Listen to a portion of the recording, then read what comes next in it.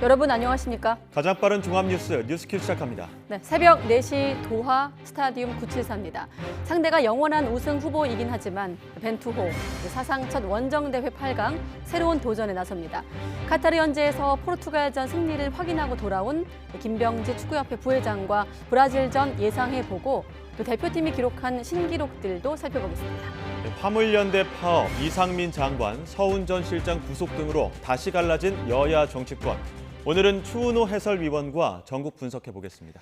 네, 그럼 대표팀 분위기부터 알아보겠습니다. 이미 도하의 기적을 쓴 우리 선수들, 후회 없는 한판 승부를 다짐하고 있습니다. 황소 황희찬 선수는 정상훈련을 소화했고 김민재 선수도 재활에 집중했습니다. 카타르 도하에서 허재원 기자가 보도합니다. 꿈만 같았던 16강 진출 확정의 기쁨을 뒤로하고 축구대표팀 선수들이 다시 그라운드 위에 섰습니다.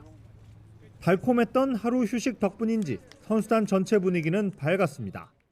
우리가 12년 만에 원정에 와서 16강 올라간 상황이고 저희가 원하고자 하는 축구를 하면서 예선 3경기를 했고 저희가 그곳에서 결과를 가지고 왔다는 것을 보여드리고 포르투갈전 결승골을 넣으며 16강 진출에 영웅이 된 황희찬은 모든 훈련을 소화하며 브라질전 출격 준비를 마쳤습니다. 하지만 포르투갈전에 뛰지 못했던 김민재는 홀로 자전거를 타며 부상 재활에 집중했습니다. FIFA 랭킹 1위 브라질이 자랑하는 호화 공격진 히샬리송과 비니시우스, 하피냐 등을 막아내려면 김민재의 빠른 회복이 어느 때보다 절실합니다. lutar até ao limite das nossas forças, como temos feito até aqui. Creio que já o provámos que somos uma equipa que sabe competir, que não desiste, que gosta de jogar, que tem deixado uma boa imagem e esse é o desafio para amanhã também. 월드컵 6번째 우승을 노리는 세계 최강 브라질도 공식 훈련을 통해 우리나라와의 결전을 준비했습니다. 발목 부상으로 조별 예선에 결장했던 네이마르의 상태에 큰 관심이 집중됐는데 네이마르는 모든 훈련을 소화하며 16강전 출격을 예고했습니다. 제주스와 텔레스 등 주축 멤버가 부상으로 전력에서 이탈했지만 백업 멤버들도 화려한 이름값을 자랑합니다. 이미 도하의 기적을 이뤄낸 우리 선수들은 이제 세계 최강 브라질을 상대로 후회 없는 한판 승부를 다짐하고 있습니다. 카타르 도하에서 YTN 허재원입니다. 네, 우리는 온통 이 브라질전에 신경이 곤두서 있지만 다른 나라들 경기도 흥미진진합니다.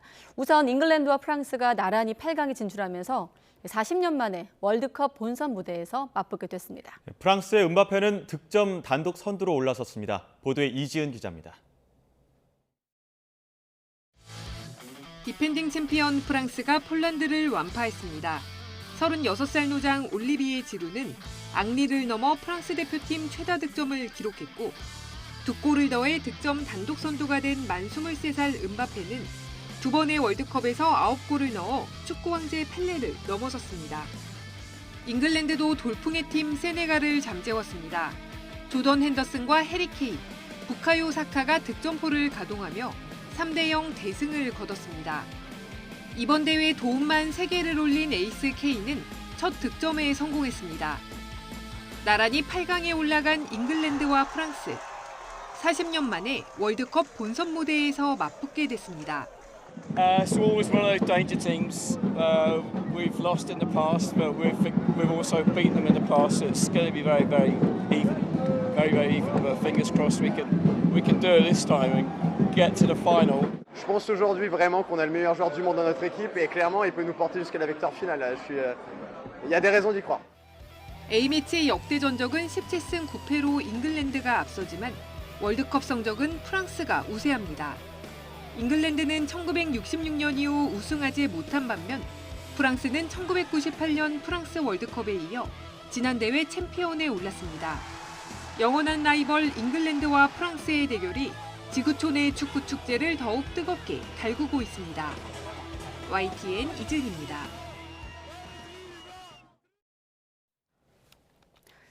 네, 조별리그에서 독일과 스페인을 차례로 꺾으며 16강에 진출한 일본 대표팀은 오늘 자정 크로아티아와 8강 진출을 놓고 맞붙습니다. 크로아티아는 세계 최정상급 미드필더 모드리치를 주축으로 지난 러시아 월드컵에서 준우승을 차지한 강팀입니다.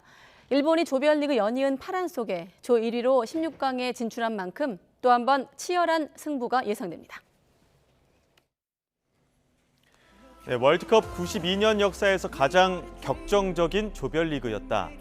우리나라가 3차전에서 포르투갈을 꺾고 극적으로 16강행을 확정짓자 외신들은 역사적인 명승부였다며 이렇게 일제히 찬사를 보냈습니다. 역대급 경기였던 만큼 알라이안의 기적을 통해 우리 선수들도 다양한 기록을 남겼는데요. 먼저 기가 막힌 가랑이 패스를 보여준 캡틴 손흥민 선수. 역대 한국 선수 중 월드컵에서 가장 많은 공격 포인트를 기록했습니다. 손흥민 선수는 지금까지 월드컵에서 총 3골을 기록했고 이번 경기에서 결정적인 어시스트로 1도움을 추가하면서 공격 포인트를 4개로 늘렸습니다. 역대 한국 선수 중 최순호 선수와 함께 공격 포인트 공동 1위를 기록한 겁니다. 허를 찌르는 패스를 결승골로 연결한 황희찬 선수도 우리나라 역대 월드컵에서 교체 후 최단 시간 결승골이라는 새로운 기록을 세웠습니다. 지금까지는 2006년 독일 월드컵에서 당시 안정환 선수가 교체 투입된 지 27분 만에 결승골을 넣은 것이 최단 기록이었었는데요. 이번에 황희찬 선수가 1분을 앞당기면서 최단 시간 결승골 기록이 경신됐습니다.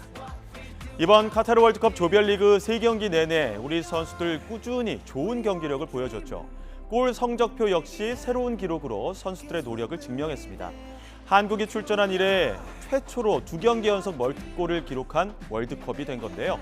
가나전에서는 3대2로 패했지만 2골을 넣었고 그리고 또 포르투갈전은 2대1로 승리를 이끌며 2골을 기록해 연속 멀티골을 성공시킨 첫 월드컵이 됐습니다. 선수들만 열대급이냐? 아닙니다. 우리 응원단도 이번 월드컵에서 진기록을 세웠는데요. 조별리그 전 경기를 통틀어서 우리 붉은 악마의 응원 소리가 가장 컸던 것으로 기록됐습니다. 피파에 따르면 조별리그 40경기를 대상으로 응원 소리를 측정한 결과 우리 붉은 악마의 응원이 록 콘서트장과 맞먹는 131에서 132데시벨로 가장 컸던 것으로 기록됐습니다. 이렇게 모든 면에서 새로운 기록을 갈아치우고 있는 이번 카타르 월드컵. 과연 내일 새벽 열리는 16강전에서도 세계를 깜짝 놀라게 할 명승부를 선사할 수 있을지 전 국민의 관심 속에 올겨울 가장 뜨겁고 벅찬 새벽이 될 것으로 보입니다. 다음 소식 전해드립니다. 이 축구 황제 펠레가 대장암 말기 진단을 받고 투병 중인데 그의 쾌유를 응원하기 위해 팬들이 나섰습니다. 펠레는 16강전 한국 브라질전을 관전하겠다고 밝혔습니다. 이종수 기자입니다. 축구 황제 펠레가 대장암으로 입원 중인 브라질 상파울루의 병원 앞. 펠레가 그려진 셔츠를 입은 팬들이 펠레를 기리는 대형 깃발 앞에 모였습니다. 팬들은 쾌유를 빌며 촛불을 켜고 축구 황제 오래 사세요라고 쓴 문구를 붙이기도 했습니다. Então, hoje a torcida Jovem do Santos, representada por todos vocês, nós temos orgulho de dizer, nós tivemos o Rei Pelé e temos o Rei Pelé. Vida longa ao Rei. 펠레는 SNS를 통해 자신은 강하며 치료를 잘 받고 있다고 팬들에게 메시지를 전했습니다. 그러면서 브라질의 월드컵 경기를 지켜볼 것이라며 한국전도 관전할 것임을 밝혔습니다. 펠레는 지난달 브라질 축구대표팀에게 트로피를 가져오라고 격려했습니다. 펠레는 월드컵에서 브라질을 1958년과 1962년, 1970년에 걸쳐 우승으로 이끌었습니다. 펠레는 펠레의 저주로도 유명합니다. 펠레의 저주는 월드컵 대회 등에서 그의 예상이나 발언이 정반대로 실현된다는 속설인데 펠레가 언급한 우승 후보나 선수들은 탈락하거나 부진한 사례가 많았습니다. YTN 이종수입니다. 네, 겨우 10% 남짓한 신락 같은 확률을 뚫고 그야말로 각본 없는 드라마를 쓴 우리 대표팀. 이제 몇 시간 뒤면 8강 진출을 놓고 브라질과 한판 승부를 벌입니다. 네, 브라질은 아시다시피 피파 랭킹 1위, 세계 최강이죠. 우승 1순위고요. 하지만 중요한 건 꺾이지 않는 마음이라고 합니다. 해보지 않고는 모른다는 것 이미 우리 선수들이 잘 보여줬고 여전히 현재 진행형입니다. 그래서 오늘 대한축구협회 김병지 부회장과 함께 브라질전 어떻게 치러야 하는지 들어보겠습니다. 부회장님 나오셨습니다. 어서 오십시오. 네, 안녕하십니까? 네, 안녕하세요. 네, 며칠 전만 해도 현지에서 카타르에서 소식 전해주셨는데 네. 언제 귀국하신 겁니까? 16강전 끝나고요. 새벽 비행기로 출발해서 토요일 오후에 도착했습니다. 그 흥분과 기쁨을 안고 비행기를 타셨네요. 네, 기쁜 마음으로 비행기를 탔습니다. 네. 현장에서 어떻게 보셨습니까? 감동의 드라마였고요. 예. 확률적으로 뭐 퍼센테이지 상당히 낮았었는데 포르투갈도 이겼고 또 상대 경기 또 우루과이 가나전도 이제 우루과이가 2대0으로 승리하면서 네. 그 경우의 수까지도 넘었었잖아요. 예. 그 기다리는 8분 정도의 시간이 있었어요. 우리나라가 네. 먼저 끝나고 나머지 가나라? 게임이 이제 네. 있었는데 그 8분이 정말 8일 같은 8분이었습니다. 네, 정말 긴 8분이었죠. 모두 국민들이 기억하실 그 순간인데 어떠세요? 그 현지에서 사실 부회장님 포함해서 많은 축구 전문가들이 현재 계시잖아요. 이번 포르투갈전 승리에 대해서 한마디로 좀 입을 모은다면 어떤 말이 가장 많았습니까? 공은 둥글다. 축구는 끝날 때까지 끝난 게 아니다. 예. 이런 느낌이었고 예. 그날 경기 내용을 봤을 때는 예. 1차전 대한민국 아주 잘했잖아요. 예. 2차전은 경기 지배력이 더 좋았었고 예. 반대로 포르투갈전은 좀 움츠려서 이제 경기 운영을 하면서 이제 먼저 실점을 하면서 네. 패색이 좀 짙지 않았을까라는 염려를 했었는데 대한민국은 어려울 때 그 저력이 또 나오더라고요. 예. 네. 그래서 자랑스러웠습니다. 네. 경기 보시면서 가장 인상적인 장면이라고 한다면 하나만 꼽는다고 한다면 어떤 장면이었습니까? 하나만 꼽을 수 있을까요? 그렇죠. 여러 장면이 네. 있었는데 예. 저는 3차전에 선발 라인업에 이강인 선수가 들어갔던 네. 것. 예. 이유가 있을까요? 이번 경기에서도 어떤 활약상 중에서도 가장 인상적인 부분이 있을 것 같은데. 그렇죠. 1차전에 이제 우루과이 상대로 할 때 이강인 선수가 투입될 때도 깜짝 놀랐고요. 예. 네. 왜냐하면 거전 1년까지 이강인 선수가 국가대표에서 투입된 적이 없었어요. 예. 네. 그랬는데 1차전 투입이 됐었고요. 2차전에 이제 또 가나전에 투입되자마자 본인이 또 볼을 또 빼앗아서 바로 어시스트 했잖아요. 예. 네. 야 그러면서 3차전에 대한 선발 라인업에 대한 가능성을 높였었는데 음. 이강인에 대한 존재감이라든지 팬들의 그런 눈높이를 네. 또 벤투 감독이 이렇게 또 이제 선발 라인업 넣었는데 어쨌든 결과까지도 이렇게 또 좋게 만들어졌으니까 예. 예. 그 과감한 그런 결단력이 제일 돋보였던 장면이었던 것 그럼 같습니다. 이번에도 좀 선발 출전을 예상해 볼 수 있을까 이강인 선수 어떻게 예상하고 계십니까? 일단 브라질전에 대해서는 또 특별하게 이제 준비하는 카드가 있을 텐데 예. 공격적이냐 약간은 수비적이냐에 따라서 이강인 선수의 출전 여부가 이제 갈라질 그렇죠. 텐데 예. 근데 1, 2, 3차전 보여줬던 이강인 선수의 컨디션이라면 예. 선발 출전 가능성이 높지 않을까 그렇게 생각합니다. 네.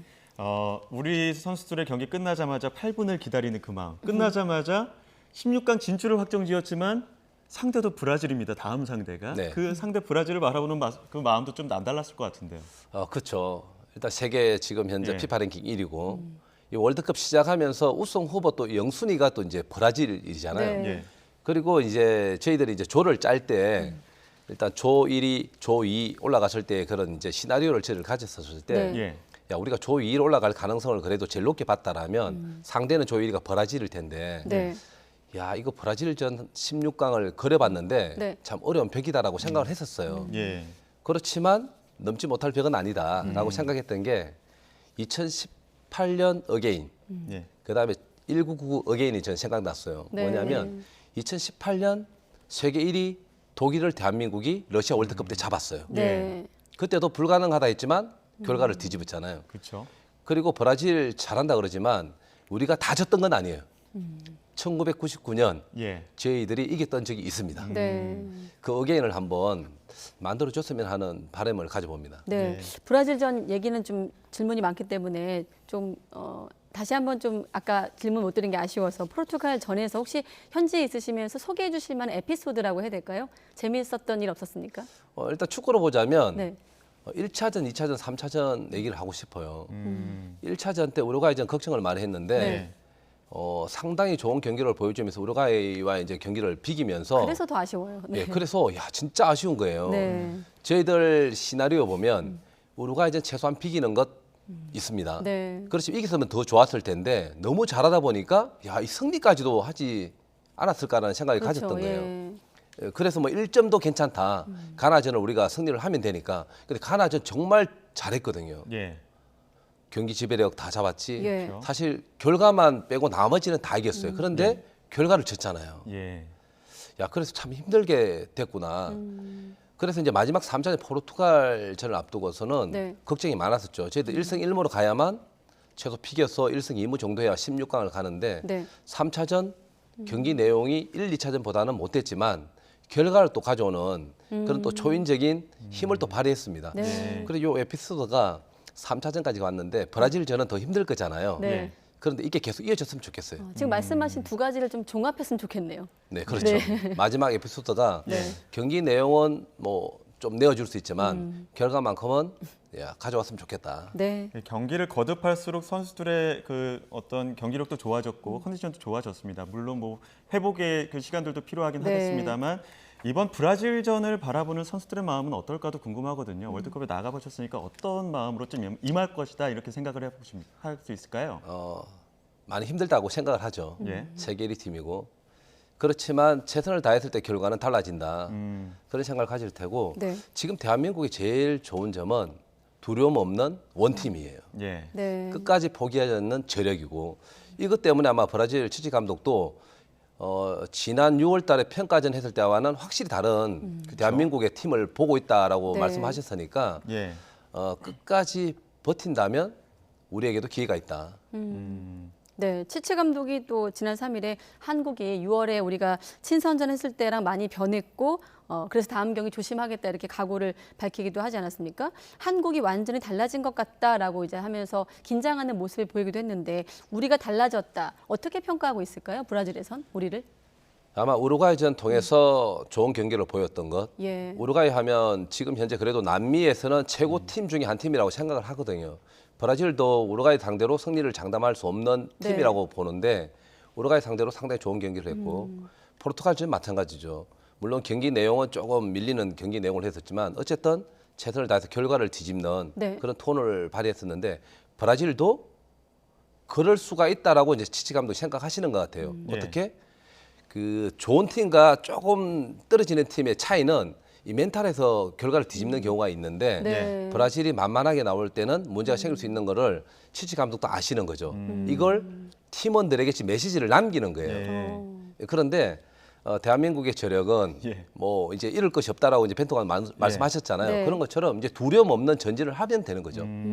그런 면에서 봤을 땐 전반적인 경기 흐름을 잘 버티고 있다 결정적인 순간을 노려야 되지 않을까 이런 분석들이 많은데 오늘 이제 새벽 4시에 펼쳐지는 경기 전반적으로 어떻게 흘러갈 것이라고 예측해 볼 수 있을까요? 아마 많은 분들이 생각하는 것처럼 흐름은 비슷할 거예요. 경기의 내용, 지배력은 브라질이 당연히 많을 테고요. 네. 예. 그런데 앞서 있는 지금 제가 네덜란드, 아르헨티나, 프랑스, 잉글랜드 다 올라갔던 팀들이잖아요. 좋은 팀들이 올라가기는 갔는데 70분 이후부터는 이 팀들도 찬스를 많이 내어주더라는 거죠. 네. 예. 그래서 70분까지 실점하지 않고 버틴다라면 대한민국한테 기회가 있다.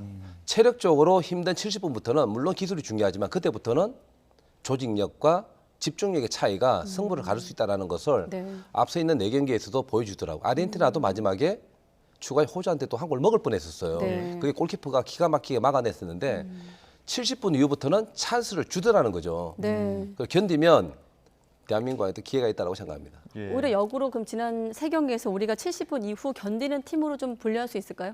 네, 우리 그렇죠. 팀을? 포르투갈전 마지막 그 시간에 봤을 때 예. 저희들 또 이제 추가 시간 1분에 넣었었잖아요. 예. 네. 그때 그런 투지와 견디는 힘이 없었다라면 역전성은 없었다라고 보는데 예. 그런 결과를 한번 기대해 네. 보셔도 좋을 것 같습니다. 방금 말씀하신 그 점을 벤투 감독도 종료 휘슬을 울릴 때까지 그렇게 싸우는 팀이 우리 팀이다라고 말을 했는데 퇴장당했던 벤투 감독도 이번에 벤치에 복귀를 합니다. 어떻습니까? 그동안 좀 보여줬던 이른바 빌드업 축구를 보여줄까요? 아니면 조금 변화가 있을까요? 예상을 해본다면? 그 축구 전략적 전술 스타일은 그대로 가져갈 것 같고요. 네. 선수 교체가 있더라도 한 명 정도이지 제가 볼 때 부상을 제외한 나머지 선수는 거의 다 들어올 것 같고 네. 다행스러운 것은 김민재 선수가 회복 단계에서 좀 더 좋아지지 않았을까라는 기대가 있고요. 네. 그럼 완전체로 한번 붙어보자. 예. 그랬으면 좋겠습니다. 혹시 현지에서 선수들 관련해서 저희가 좀 알지 못하는 내용 들으신 건 없으세요? 네이마르 관련해서는 들어온 제가 소식이 있어가지고 네. 그 지인 중에 한 명이 예. 브라질 훈련장에 다녀왔습니다. 근데- 부회장님의 지인이 네. 예. 근데 네이마르가 장난스럽게 운동 다 하고 전혀 아픈 것 같지 않은 훈련을 다 했다라고 하더라고요. 예. 네네. 그래서 지금 물음표로 이제 네이마르가 출전할까 부상 때문에 이런 얘기를 하잖아요. 예. 100% 뛴다라는 전제 조건 하에 준비하는 게 전략적으로 좀 더 분석적으로 대응을 하지 않을까. 네. 네. 아까 우리 취재 기자도 발목 부상이지만 모든 훈련을 소화하면서 16강전 출격을 예고했다고 했으니까요. 네. 아마 나올 거로 예상됩니다. 네이마르 출전한다고 봤을 때는 우리 수비진이 탄탄해야 될 텐데 김민재 선수의 출전 여부도 그렇고 지금 회복이 필요한 선수들이 많지 않습니까? 네. 지금 그 회복이 필요한 선수들로 봤을 때 전력은 어떻게 보십니까? 지금 컨디션상으로는 60% 이상 정도고 빠르게 회복한다라면 뭐 80% 가능한데 이 성패에 따라서 달라지고요. 그다음에 팀이 처한 분위기에 따라 달라지는데 네. 어쨌든 대한민국은 마지막 기적 같은 승리를 했기 때문에 네. 정신적으로는 회복이 상당히 빠를 거예요. 예. 단지 육체적인 어떤 회복이 걱정인데 네. 김민재 선수가 다행스럽게 빠졌을 때 팀 승리를 만들어 왔고 그런 예. 회복 기간 조금 있었을 때고 다행스러운 또 황희찬 선수가 쉬면서 좋은 컨디션을 마지막 3차전 또 나와서 득점을 했잖아요. 네. 이건 상당한 자신감을 주는 경기 내용이기 때문에 황희찬 선수 같은 경우에는 한 120% 정도 컨디션 올라올 것 같아요. 예. 오히려 경기 감각도 더 좋아질 테고. 네. 그러면 1, 2, 3차전에 스타팅으로 나오지 못했던 황희찬 선수가 오히려 브라질에서는 스타팅 나올 수 있는 가능성이 높아지니까 벤투 감독의 생각에서 플랜 A가 네. 완전체가 오히려 브라질전에서 만들어지지 않을까라는 생각을 가집니다. 벤투 그래서 팀 감독의 컨디션은- 완전체가. 그렇죠. 팀 컨디션은 더 좋아지는 멤버 속에서 한번 치를 수 있겠다 생각됩니다. 아, 오히려 예. 그렇군요. 자, 워낙 또 기술 좋은 선수들이 상대편에 있습니다. 그렇다 보면 역으로 우리 수비진의 어깨가 무겁다고도 표현할 수 있겠는데 특히나 김민재 선수 같은 경우는 하루 앞두고 이제 훈련에 복귀를 했지만 출전은 아직은 좀 불확실한 상황이고 또 김영권 선수도 부상이 있지 않습니까? 네. 어떻게 예상하세요? 수비진만 놓고 봤을 때? 핵심이죠. 뭐 김민재, 김영건 선수는 벤투 감독 시작부터 지금까지 네. 그 중앙 센터백에서 중추적인 역할을 해왔었고 지금까지 케미를 제일 잘 맞춰왔던 두 명의 선수인데 정말 노력을 많이 했죠. 김민재 선수는 오른쪽 종아리 쪽이고 김영건 선수도 이제 3차전에 네. 경련이 좀 일어났던 걸로 알고 있어요. 예. 무엇보다 중요한 건 이 두 선수가 이제 좋은 컨디션 나와야 되는 건데 네.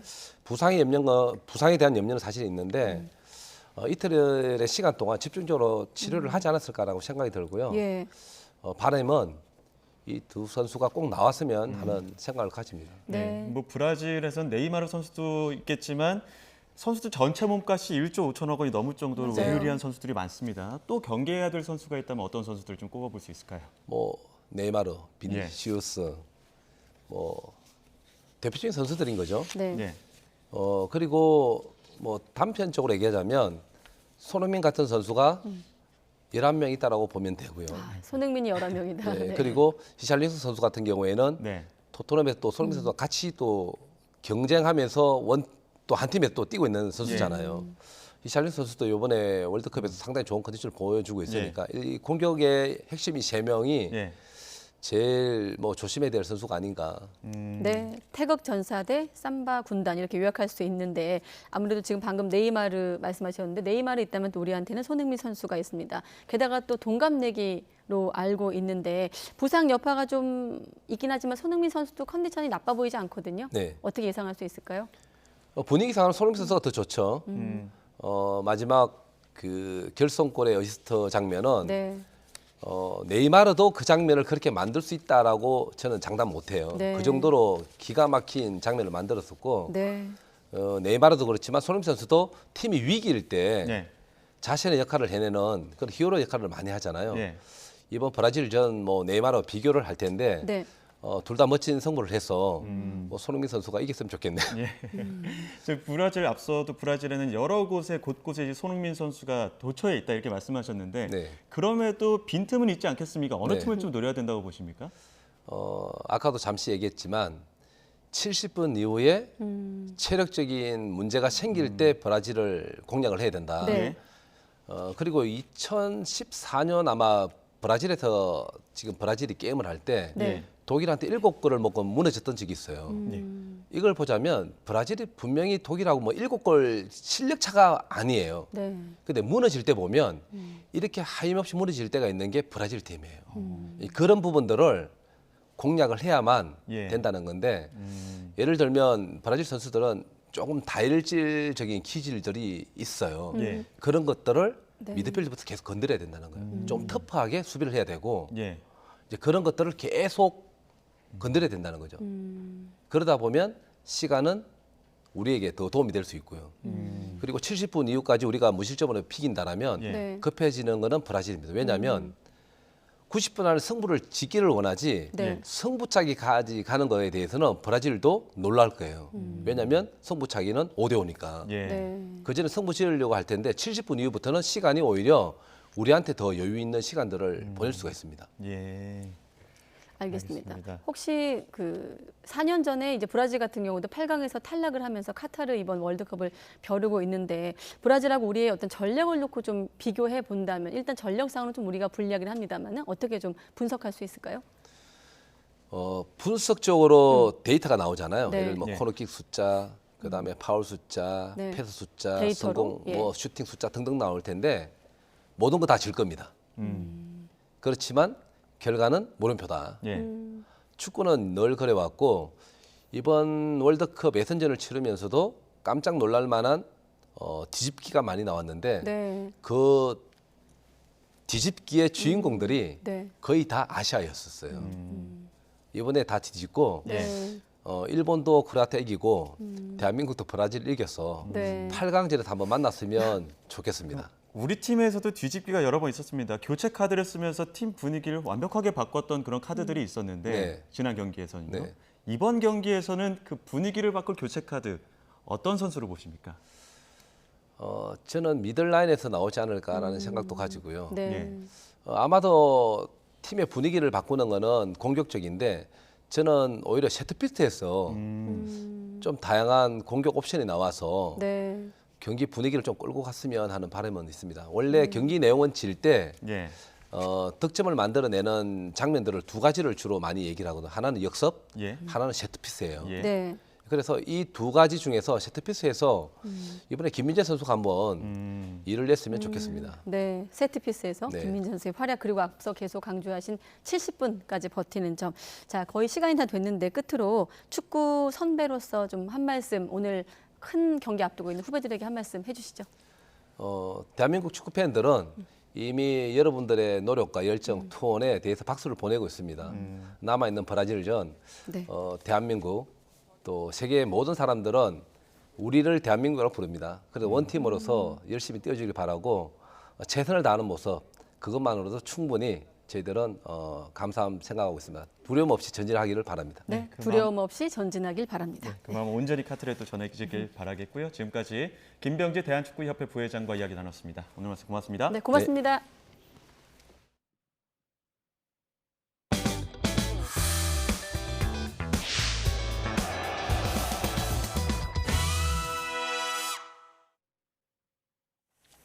네, 그리고 내일 브라질과의 월드컵 16강전 때도 새벽 거리 응원이 예정돼 있습니다. 영하권 추위에 서해안에는 눈이 내린다고 하는데요. 또 반대로 동해안 지방은 건조특보와 양간지풍이 겹치면서 산불 비상도 걸려 있습니다. 날씨 알아보겠습니다. 정혜용 기자. 네, 문화생활과학부입니다. 네, 우선 내일부터 강추위가 누그러들 것으로 보여서 한파특보가 해제가 됐는데 그래도 새벽엔 영하권이라고요? 네, 그렇습니다. 시기가 초겨울인 만큼 한파가 주춤하더라도 추위는 여전합니다. 내일 경기는 우리 시각으로 새벽 4시에 시작되는데요.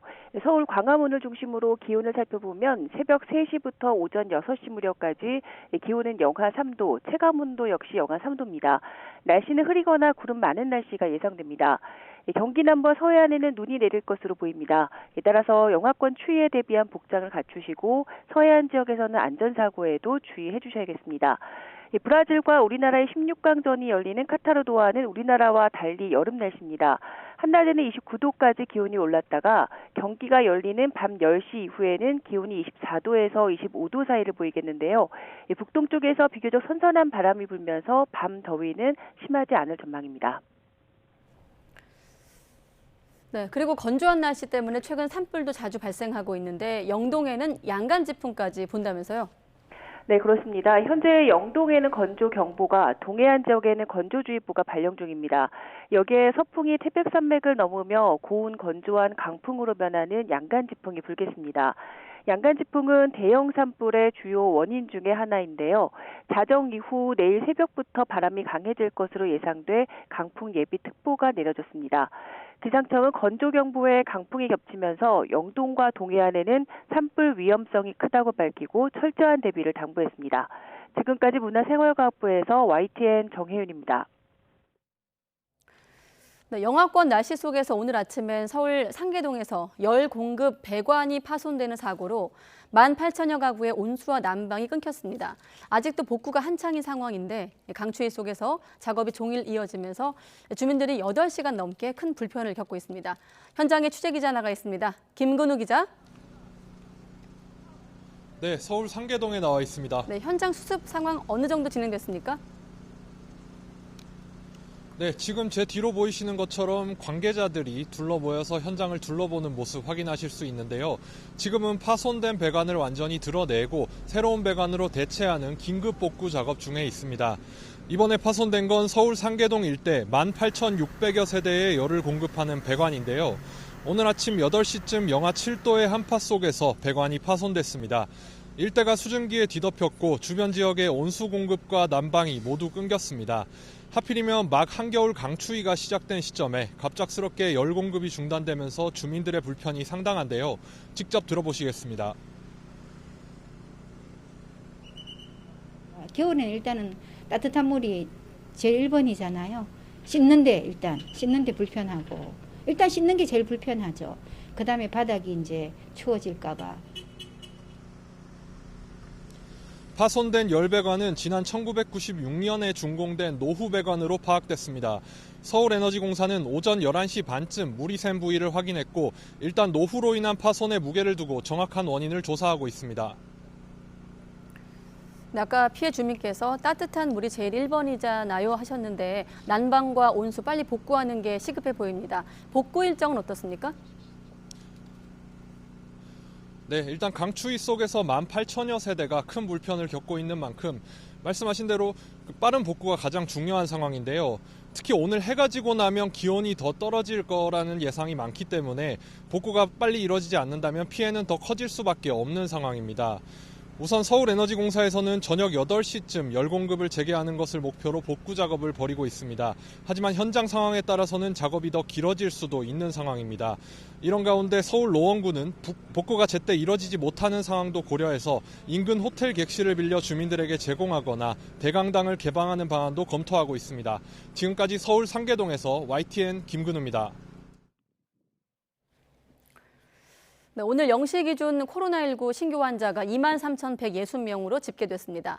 일주일 전보다 800여 명, 2주 전보다 80여 명 들어 증가세가 주춤하는 흐름을 이어갔습니다. 위중증 환자는 458명으로 17일째 400명대를 나타냈습니다. 사망자는 40명으로 누적 사망자는 3769명입니다.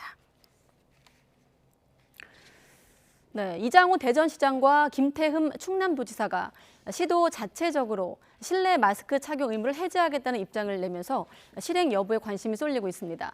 특히 여권 중진인 권성동 국민의힘 의원도 방역 당국에 1월 말이라는 구체적인 시간까지 언급하며 마스크 의무 해제를 촉구했는데 이 방역 당국은 겨울철 독감과 코로나19 동시 유행이 진행 중인 상황에서 단일화된 방역 체계가 중요하다면서 사실상 반대 의사를 명확히 밝히고 있습니다. 취재기자 연결해서 들어보겠습니다.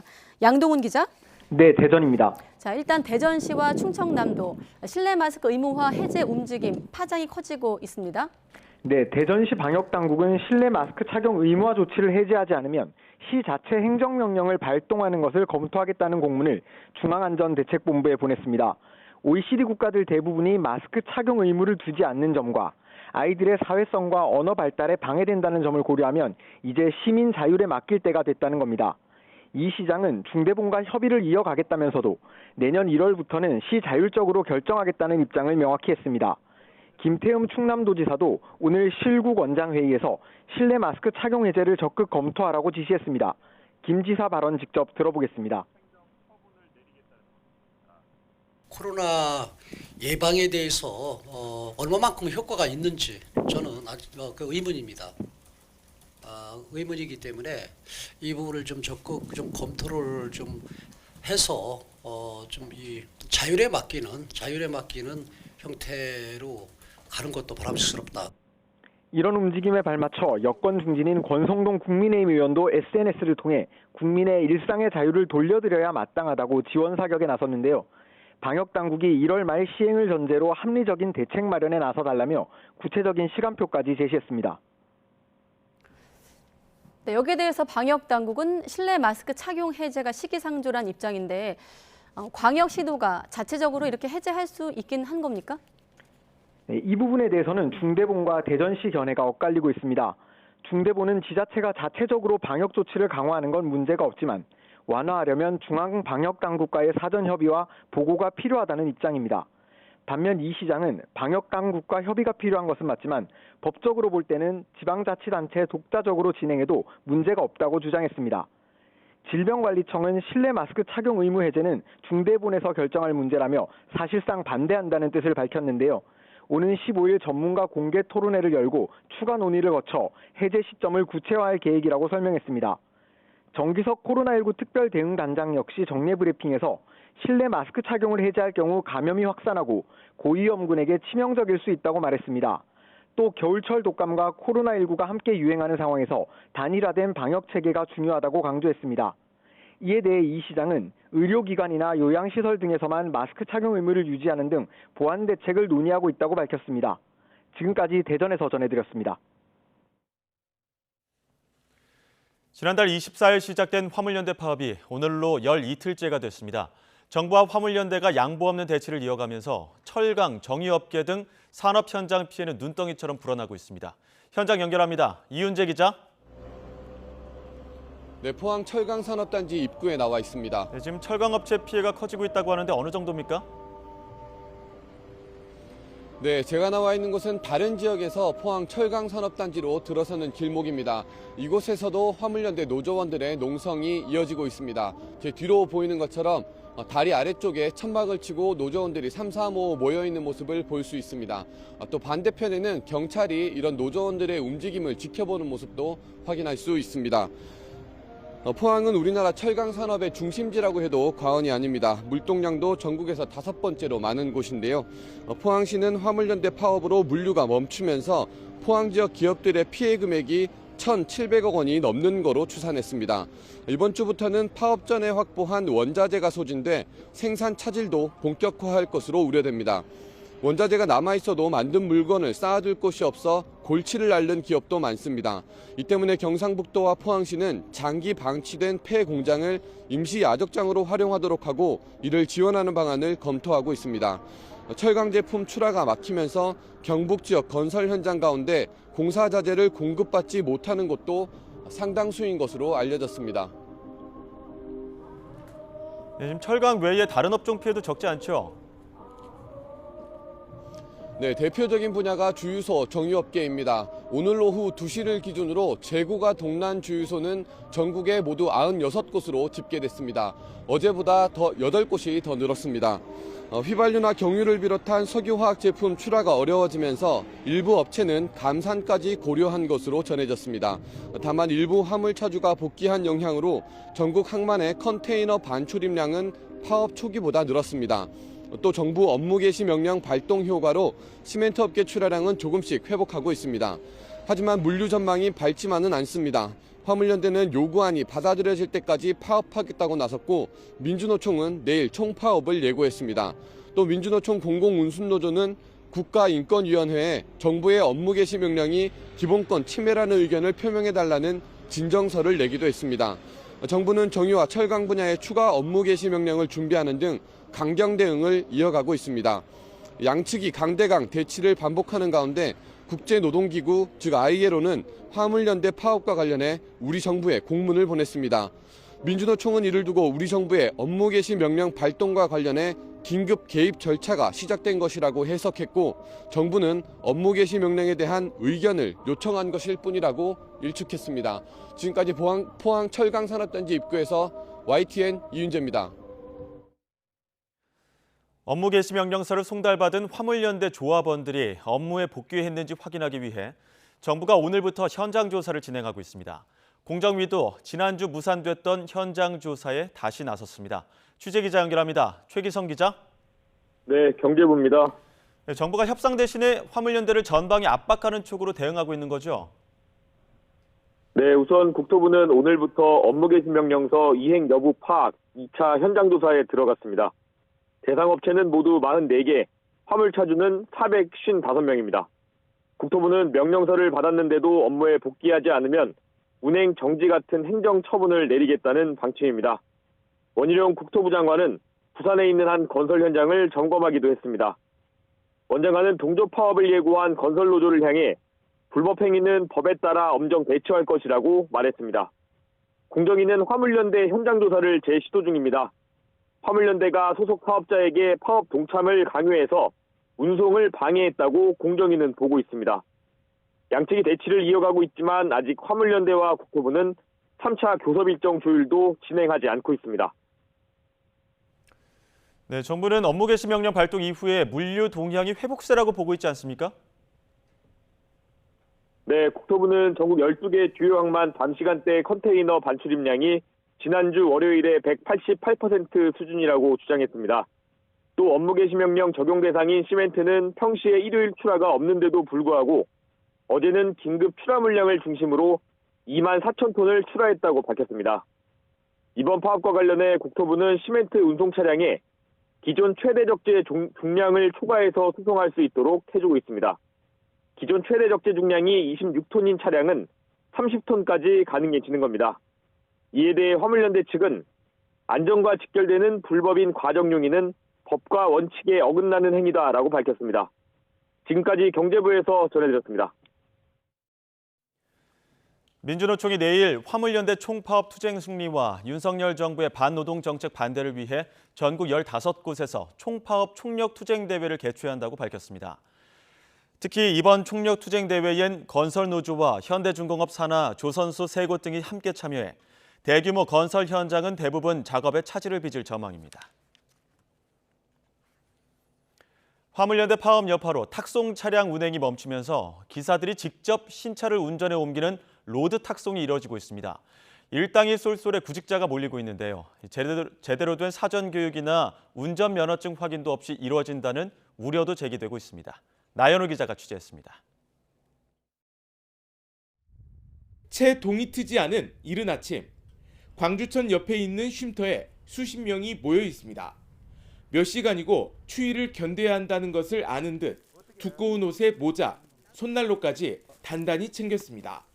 다른데 직업 소개서에 가면 일당 15만 원에 들들들 떨면서 고생도 많이 하는데 여기 오면 그 새 차도 기분 좋게 한번 차를 탈 수도 있고. 완성된 차를 직접 운전해 출고장 등으로 옮기는 이른바 로드 탁송 일자리를 구하려는 줄입니다. 화물연대 파업으로 탁송 차량 운행이 멈추면서 나타난 현상입니다. 모집한 탁송 기사를 자동차 공장으로 데려가기 위해 집결지 주변 도로에는 버스 10여 대가 줄을 섰습니다. 거리에 따라 하루에 광주 기아차 공장에서는 많게는 15만 원, 울산 현대차 공장에서는 25만 원 이상 받을 수 있어서 인기가 높습니다. 일감을 미리 통보받은 사람들도 있지만 그렇지 않으면 새벽부터 나와서 기다리다가 일감을 얻지 못하는 경우도 허다합니다. 거의 대부분이 여기 명단이 없으실 거예요. 부족한 인원이 여기서 태우고 갈 수 있는데 얼마를 태우고 갈 수 있을지 모르겠어요. 일용직 기사를 모집하는 게 급하게 이루어지다 보니 우려되는 부분도 적지 않습니다. 안전교육이 충분히 이루어지지 않고 심지어 운전면허증도 확인하지 않는다는 주장까지 제기됐습니다. 운전면허증 확인을 안 하고 탑승을 시키고 지금까지도 운전면허 확인을 안 하고 그거 있어요. 그러니까 면허증이 없는 사람들도 할 수 있다는 거지. 업체 측은 운송사에서 급하게 일을 추진하면서 일부 허점이 있었다며 최근 여러 지적에 대한 점검을 마쳤다고 설명했습니다. 소비자들이 새 차의 주행거리가 100km 넘게 찍혀 있는 것을 어떻게 받아들일지도 관심입니다. YTN 나연호입니다. 국민의힘과 더불어민주당이 내년도 예산안 막판 협상에 나섰습니다. 국민의힘은 대승적 협조를 요청했지만 민주당은 이상민 장관 거취와 예산안을 연계하지 않아야 한다며 신경전을 벌였습니다. 국회 연결합니다. 김승환 기자. 네, 국회입니다. 예산안 협상 상황 전해주시죠. 네, 어제에 이어 양당 정책위 의장과 예결위 간사들은 오후부터 다시 모여서 논의를 이어가고 있습니다. 국민의힘은 오늘 결론을 내야 원내대표들의 어깨가 가벼워진다면서 정부의 원안대로 협조해달라고 요청했습니다. 책임을 맡은 쪽에서 이 예산을 짤 수 있도록 좀 또 결정을 짤 수 있도록 좀 도와주십사 하는 말씀을 좀 드립니다. 이 책임 정치의 아름다운 모습이라고 생각을 합니다. 하지만 민주당은 원안을 수용하기 어렵다는 의사를 거듭 확인하며 특히 이상민 장관 문책과 예산을 연계해선 안 된다고 못 박았습니다. 예산안은 예산안대로, 행안부 장관의 거치는 거치대로 이렇게 하는 게 책임 정치의 시작 아닐까. 정부 여당이 예산안과 거치를 연계시켜 놓으니까. 오늘까지 조율을 하지 못한 부분은 내일부터 원내대표들이 만나서 최종 담판을 시도합니다. 민주당이 이상민 장관에 대한 해임 건의안을 넘어서 탄핵소추안 제출도 검토하고 있는 상황이라서 협상은 쉽지 않을 것으로 보입니다. 네, 오늘로 민주당 이재명 대표 취임한 지 100일이 됐는데 이 대표 어떤 메시지 냈습니까? 네, 이재명 대표는 최고위 회의 모두 발언에서 윤석열 정부를 매섭게 비판하며 날을 세웠습니다. 정권의 불공정한 권력 행사, 부당한 권력 남용이 우리 사회를 두려움과 불안으로 밀어넣고 있다고 강조했습니다. 이 정권은 무능, 무책임, 무대책으로 민생 경제 파탄, 국민 안전 위협, 정부 여당에 경고합니다. 국민과 역사를 두려워하십시오. 반면 국민의힘은 지난 100일간 민주당이 159석의 힘으로 조악한 법, 헌법에 반하는 법, 국민에게 도움이 안 되는 법안들을 밀어붙일 뿐이라며 평가절하했습니다. 특히 이재명 대표 본인 우선 사법 면피 제일주의 실천에만 매진한 100일이었다고 일축했습니다. 어떻게 야당 탄압이라고 할 수 있는지 되묻고 싶습니다. 야당 탄압이라고 외치고 성과 있다고 외칠 것이 아니라 자신을 돌아보기를 바랍니다. 정진석 비대위원장도 민주당에 중요한 게 민생 살리기냐 그분 살리기냐면서 이재명 대표의 사법 리스크를 겨냥하는 등 비판이 이어졌습니다. 지금까지 국회에서 YTN 김승환입니다. 법원이 이임재 전 서울 용산경찰서장 등 경찰 피의자 4명의 구속영장 실질 심사를 진행하고 있습니다. 경찰 수사에 대한 중간 평가 성격인 만큼 그 결과에 따라 앞으로 수사 방향도 크게 좌우될 것이란 관측이 나옵니다. 현장에 취재기자 나가 있습니다. 윤성훈 기자. 네, 경찰청 특별수사본부에 나와 있습니다. 네, 한 달여 만에 주요 피의자에 대한 신병 확보에 나선 건데 구속 여부는 언제쯤 결정됩니까? 내일이면 오늘 밤 늦게 결정될 것으로 전망됩니다.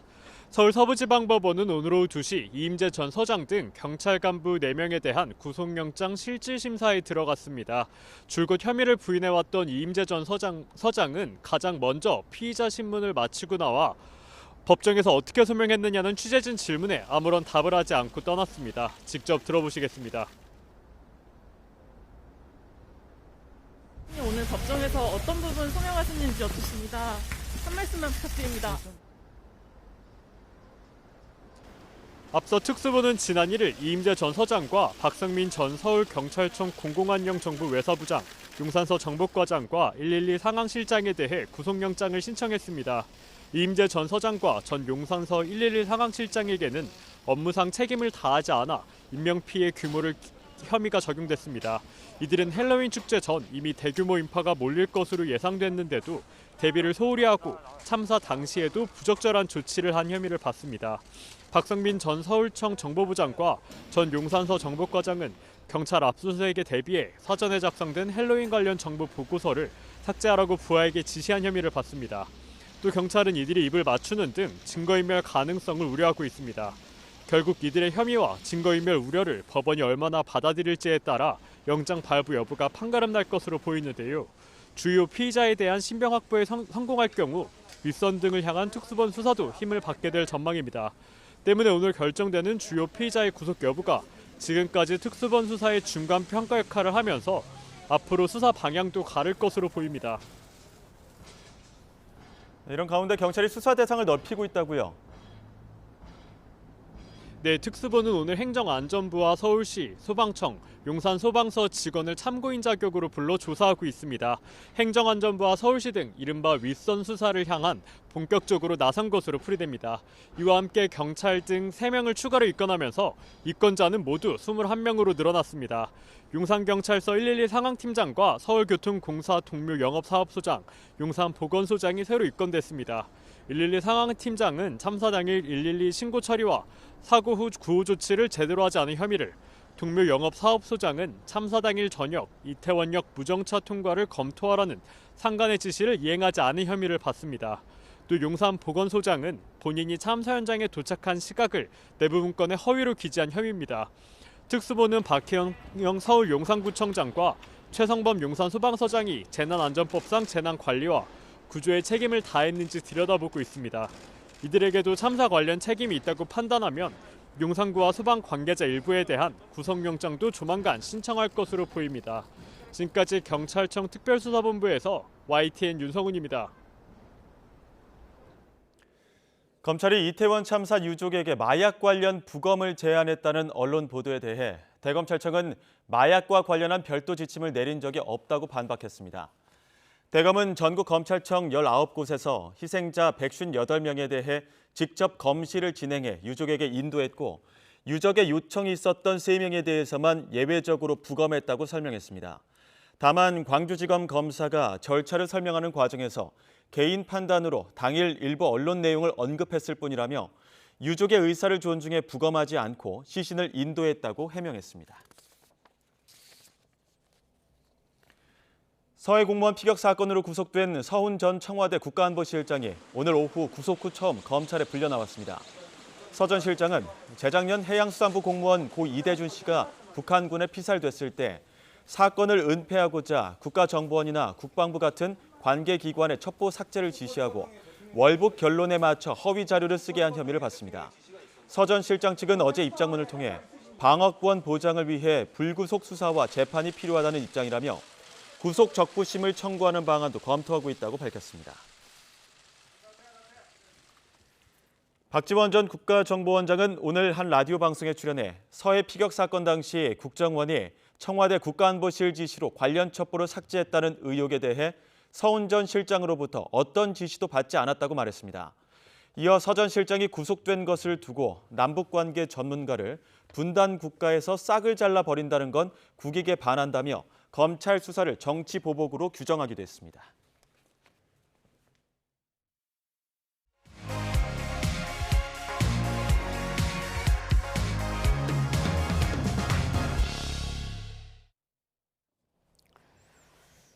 윤석열 대통령의 국정수행 지지율이 5개월여 만에 40%대에 근접했다는 여론조사 결과가 나왔습니다.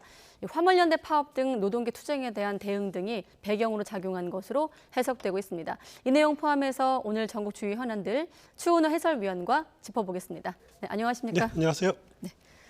화물연대 파업은 12일째고 노정 간의 강대강 대치가 이어지고 있는 상황에서 정부는 계속해서 법과 원칙, 무관용 원칙 강조하고 있는 상황인데 그렇습니다. 대통령의 발언 역시 지금 비공개 회의 자리긴 했습니다만 북한 핵 위협에 비유하기도 했고요. 수위가 좀 강하게 나오고 있습니다. 그렇습니다. 윤석열 대통령이 대통령실 참모들과의 그 비공식 회의석상에서 이런 표현을 했다 그럽니다. 예. 그 화물연대 파업 혹은 집단 운송 거부를 겨냥해서 북한의 핵 위협과 마찬가지다라고 표현을 했는데 결국 북한의 핵은 절대로 용납할 수 없다라는 원칙을 윤석열 정부가 갖고 있지 않습니까? 네. 마찬가지로 화물연대의 불법행위는 절대로 용납할 수 없다. 그런 입장을 강조하려고 하다 보니까 나온 것 같고요. 그래서 또 하나는 북한이 핵을 통해서 절대로 얻을 수 있는 것이 없다. 마찬가지로 화물연대도 불법행위나 폭력을 통해서 얻을 수 있는 것은 아무것도 없다라고 하는 점을 강조하기 위해서 이런 좀 격한 표현들을 쓴 것 같은데 결국 법과 원칙을 지키는 기조하에서 이 문제를 처리하겠다 그런 의지가 담겨 있는 것 같습니다. 네, 일단 3차 교섭 일정도 미정된 상황이고 정부, 국토부나 공정위 같은 경우도 현장 조사로 이제 화물연대 측을 압박하고 있는 그런 상황에서 대통령의 발언도 수위가 굉장히 세 보입니다. 내일 예정된 민주노총 총파업과 맞물리면서 지금 정부 같은 경우는 추가 업무 개시 명령도 예고한 상황인데 좀 계속해서 극한 대치로 가는 것 같거든요. 일단 내일이 굉장히 중요한 고비가 될 겁니다. 네. 내일 정부가 이제 국무회의가 열리는 날인데요. 지난주 그 화요일 국무회의에서 업무 개시 명령이 1차로 내려지지 않았습니까? 네. 그래서 내일 뭐 정유와 철강 분야로 또 추가로 내려지는 건 아니냐 이런 분석도 있고 또 네. 정부는 준비를 하고 있는 것 같은데 지금까지는 아마 이렇게 정부가 추가로 업무 명령을 개시 명령을 하지 않더라도 상황을 관리할 수 있는 것 아니냐라고 이렇게 보고 있는 것 같아요. 그래서 예. 내일 돼봐야 알겠습니다만 제가 보기에는 정부가 추가로 업무 개시 명령을 내릴 가능성은 아직은 좀 낮아 보입니다. 그러나 예. 민주노총이 내일 총파업이 예정이 돼 있다는 것이 또 굉장히 중요한 변수죠.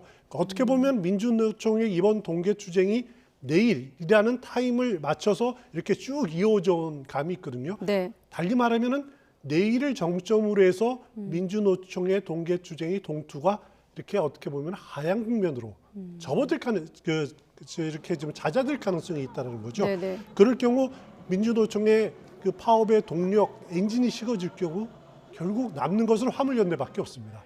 그렇기 때문에 화물연대가 이런저런 경로를 통해서 정부와의 대화를 모색하는 그런 소식도 좀 전해지고 있는 상황이기 때문에 네. 화물연대는 입장으로서는 내일이 정말 중요한 고비가 될 것 같습니다. 화물연대 측은 거듭 이렇게 인터뷰를 통해서 확인하면 대화의 의지가 있긴 그렇습니다. 하더라고요. 자, 추가 협상이 있을까 한번 지켜보기로 하고 이번 화물연대 파업에 대한 어떤 정부 대응의 어떤 평가와는 별도로 일단 지지율 측면에선 이 같은 강경한 메시지가 좀 실효성이 있다고 해석을 해야 될까요? 여론조사 결과가 좀 40%대에 근접했죠? 그렇습니다. 리얼미터가 매주 월요일마다 대통령 국정수행평가 지지도를 나오는데 네. 긍정평가가 38.9%가 나왔습니다. 지난주보다 2.5%포인트가 올랐고 거의 40%에 육박하는 여론조사가 나온 게 제 기억으로는 6월 말 5주차 때 네. 그때 44.4%가 나온 이후로는 가장 높습니다. 40% 네. 근접한 게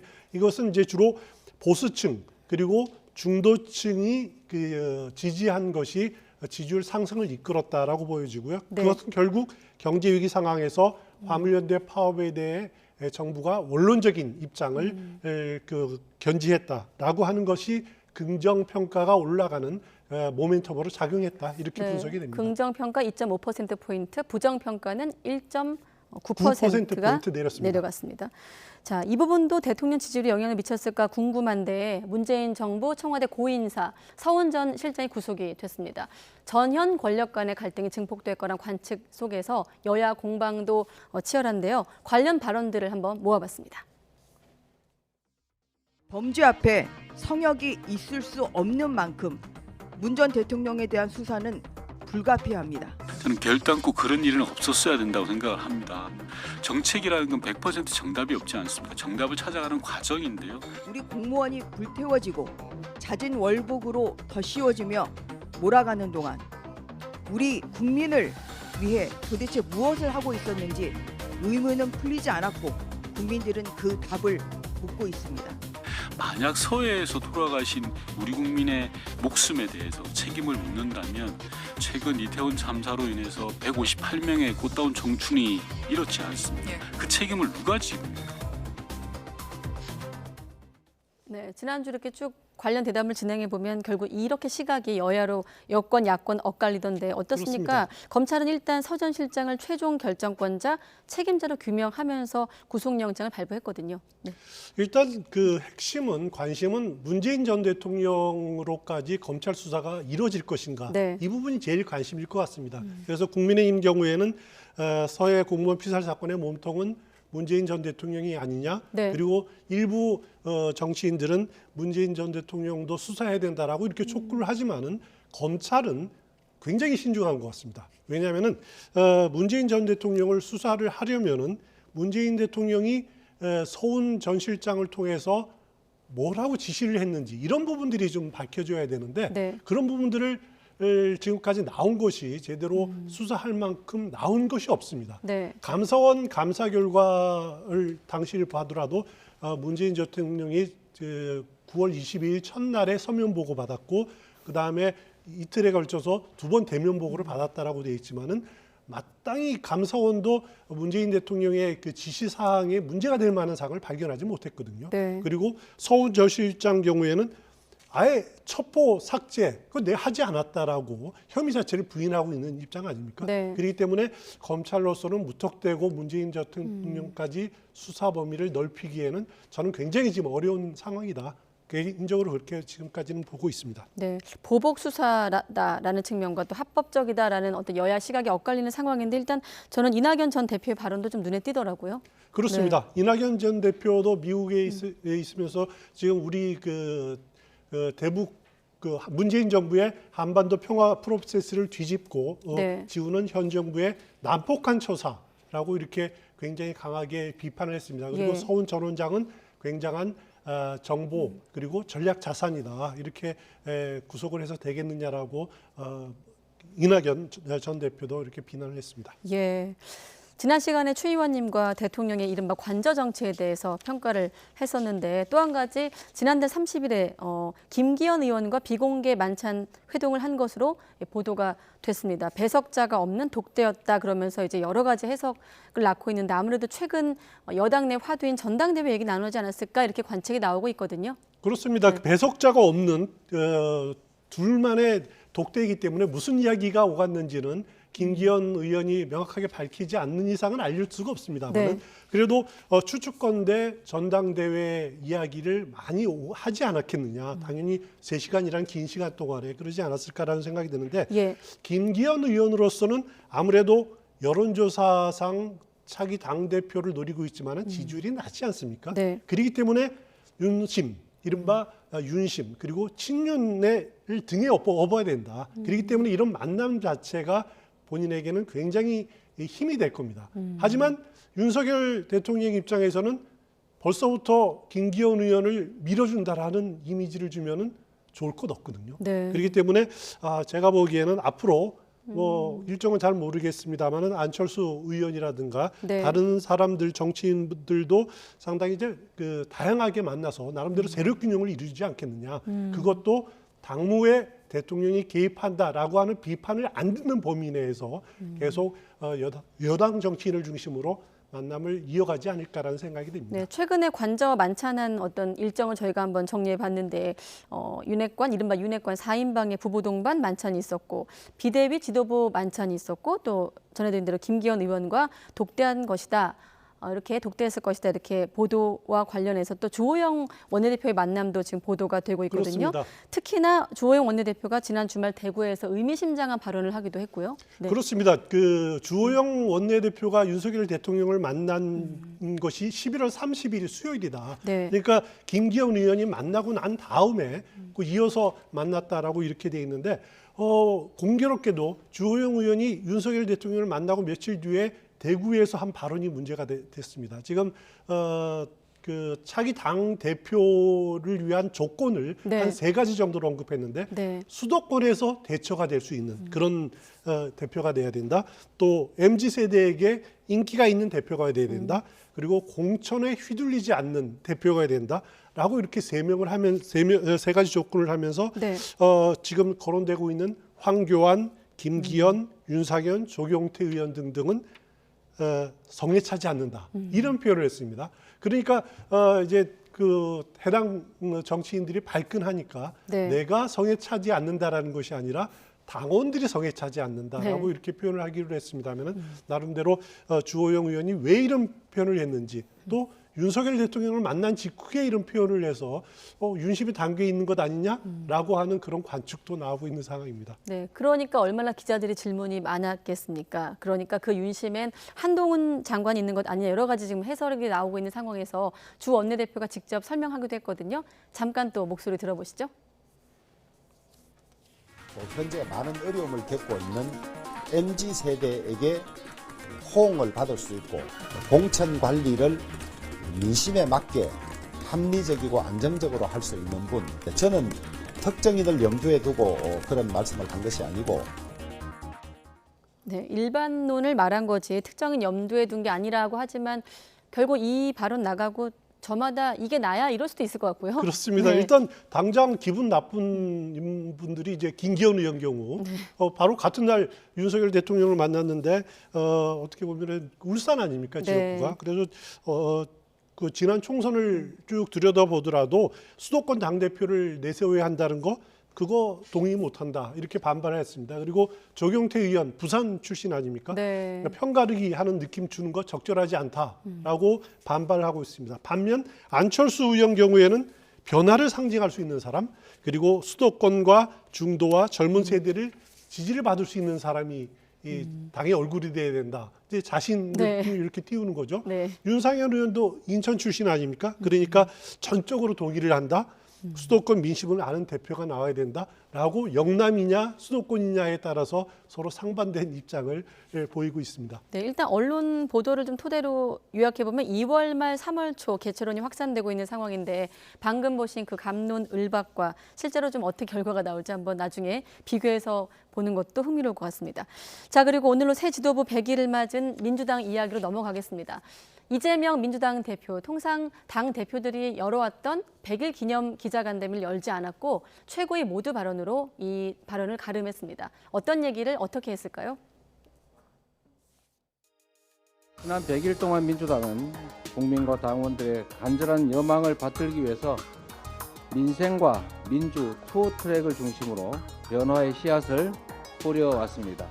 그렇지만 민생을 포기하고 야당 파괴에만 몰두 중인 윤석열 정부 200일 동안 정치는 실종했고 네, 일단 전당대회 당시 77.77% 역대 그렇습니다. 최고의 득표율로 당선이 됐고 오늘 100일을 맞았습니다. 어떻습니까? 평소 특유의 스타일대로라면 기자회견을 마다하지 않을 것 같은데. 그렇습니다. 저도 굉장히 오늘 좀 아쉽고 어떻게 보면 좀 실망스럽기도 합니다. 왜냐하면은 민주당이 그동안 윤석열 대통령이 도어 스태핑을 중단한 걸 가지고 불통이다 이렇게 비판하지 않았습니까? 그런데 이재명 대표 사법 리스크 또 측근 구속 이런 문제에 대해서 국민들이 좀 알고 싶은 부분들이 있거든요. 네. 거기에 대해서 취임 100일을 맞는 이런 때는 당연히 기자간담회를 해서 네. 입장을 밝히는 것이 국민에 대한 도리인데 그런 자리를 만들어지지 않았다라고 하는 것은 좀 어떻게 보면 좀 실망스럽다라는 생각이 들고요. 네. 기자들이 그래서 민주당 대변인에게 물어봤습니다. 이거 어떻게 된 거냐? 사업 리스크 관련된 거냐? 하니까 물론 당연히 관련된 건 아니다라고 부인을 했습니다만 누가 보더라도 상관이 있는 거죠. 그래도 이 사법 리스크 문제는 이재명 대표가 피하려도 피할 수가 없습니다. 그렇기 때문에 어느 순간에 당당하게 나서서 자신의 입장을 밝히는 작업들이 필요하고요. 저는 그 시점이 정진상 실장이 이번 주말에 기소가 될 겁니다. 네. 그러면은 그때는 아무리 늦어도 그때는 입장을 밝히는 것이 국민에 대한 도리다라는 개인적인 생각입니다. 일단 이재명 대표가 윤석열 정부 200일에 정치가 실종됐다는 언급 말고는 뭐 측근 구속 포함해서 이와 관련된 메시지는 없었거든요. 그렇습니다. 이렇게 연결해서 보면 될까요? 그렇습니다. 일단 이재명 대표가 오늘 한 말이 민주주의가 질식하는 민주주의 이런 표현 쓰고 네. 국민과 역사를 두려워야 된다라고 표현을 쓰면서 자신의 그 100일 동안은 민생 우선이었다라고 그 말을 했지만은 듣기에 따라서는 좀 공허한 그런 외침이었다라는 생각이 들고요. 네. 그래서 제일 국민들이 알고 싶어하는 것이 이겁니다. 과연 대장동 문제에 대해서 이재명 대표의 말이 옳느냐, 아니면 검찰의 주장이 옳느냐, 이 부분들은 계속 의구심으로 남아 있는 거거든요. 거기에 대해서 이재명 대표의 답을 듣고 싶은 거고요. 그리고 측근들이 구속된 거에 대해서 이재명 대표가 최소한의 유감 표명이든지 입장 표명이 있어야 되는 것 아니냐라고 하는 요구들인데 네. 그런 요구에 대해서는 앞서 말씀드렸듯이 사법 리스크는 피하려고 해서 피할 수 있는 부분들이 아니다. 그래서 당당하게 입장을 밝히는 것이 맞다라는 생각이 듭니다. 네. 그리고 아까 국회 연결해 보니까 취재 기자가 예산 협상을 재개했지만 막판 협상 중이지만 여전히 좀 강대강 대치고 접점을 찾을 수 있을지 미지수다라고 지금 파악이 되고 있거든요. 그렇습니다. 이른바 윤석열 표 예산 또 이재명 표 예산에 접점을 찾지 못하고 있는 거겠죠? 그렇습니다. 지금 이른바 오늘까지는 2+2 회동이 진행이 네. 됩니다. 그러니까 양당 정책위의장과 예결위 간사, 만약에 오늘 합의가 안 이루어진다면은 내일은 원내대표까지 해서 3+3 혹은 원내대표 간 회동이 진행이 되는데 윤석열 표 예산, 이재명 표 예산 이렇게 되지만은 결국은 이것은 여야 간의 주고받기식, 네. 줄 것은 주고 받을 것은 받기식으로 협상을 타결이 돼야 되지 않겠느냐. 네. 정기국회가 12월 9일 마무리되기 때문에 새로운 임시국회를 열지 않으려면은 내일이나 모레 정도 사이에는 완전 타결이 돼야 될 가능성이 있지 않느냐. 저는 네. 협상 주고받기식으로 협상이 이루어질 가능성이 높다는 생각이 듭니다. 네, 일단 이 문제 예산안 전국은 결국 국정조사 정국과 맞물리면서 이상민 장관 거취와 또 계속 논란이 되고 있는 부분 그렇습니다. 아니겠습니까? 탄핵 소추안으로 직행할 수 있다는 이런 전망도 있는데 여기까지 질문 드리면요. 일단 민주당이 해임 건의안을 발의를 했습니다만은 네. 해임 건의안은 사실 이제 지금 일정으로서는 8일 본회의 보고하고 9일 처리한다는 목표지만은 네. 윤석열 대통령이 해임 건의안 받아들이지 않으면 끝이지 않습니까? 그래서 민주당 내부에서는 그 해임 건의안보다는 그 철회를 하고 네. 차라리 이상민 장관에 대한 탄핵 소추안을 추진을 하자라고 하는 주장이 나오고 있습니다. 네. 민주당이 어떤 결정을 할지는 내일이나 모레 열리는 의원총회에서 결정을 할 가능성이 높은데 만약에 탄핵 소추안이 가결이 되면은 네. 이상민 장관은 권한 행사가 정지됩니다. 그래서 국정조사가 열리면은 행안부 장관으로서 나오는 것이 아니라 개인 자격으로 나오기 때문에 상당히 어떻게 보면은 정부의 지원을 못 받는다라는 문제가 있겠죠. 네. 하지만은 국민의힘은 만약에 탄핵소추안이 처리가 되면은 예산안 협상은 더 이상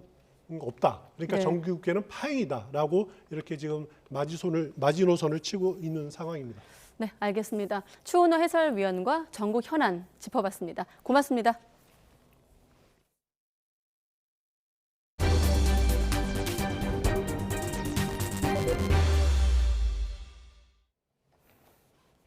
네, 대담 말미에 북한 관련 속보가 들어온 것 같았는데 다시 한번 좀 볼까요? 네, 합참이 밝힌 내용이네요.